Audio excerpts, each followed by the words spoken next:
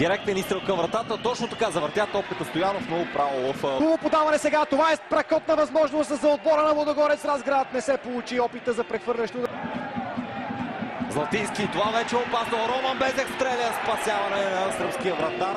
Бразилец, той търси Безек, удар от въздуха и топката преминава на около метър. Чувства по-комфортно зад Роман Безек, хубаво подаване и удар, който минава в страни от врата. Още веднъж удара на Марселин Чепович. Пас, който в първия момент стигна до футболист в бяло-черно, за съжаление. Това е гол в 49-та минута. Гледаме още веднъж паса на Чепович. Тук не успя да изчисти Жуниор Кайсара. С рикошет топката попада в Щепович. Той финтира. Има възможности да шутира от малък ъгъл. Браво на Владислав Стоянов. Добре се развива обаче тази атака за Лудогорец. Марселино има шанс да поправи грешката си, го прави.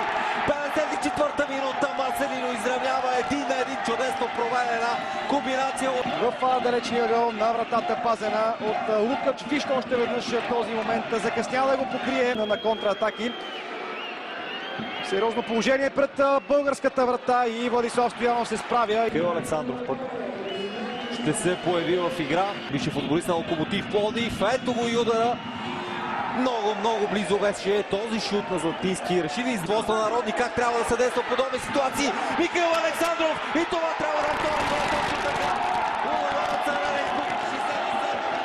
Ето още веднъж ситуацията. Никаква засада няма. Мишо Александров избяга от защитниците на Партизан и направи щастливи малко. Че едва ли ни касае особено, защото Лудогорец има предимство и трябва да внимава сега при този удар. Право на Владислав Стоянов.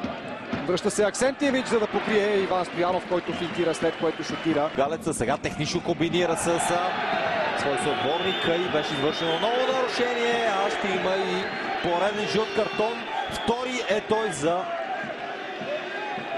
футболистът с номер 39 в състава на гостите Милош Йоич, който оставя отбора си с човек по-малко. Смя да натисне.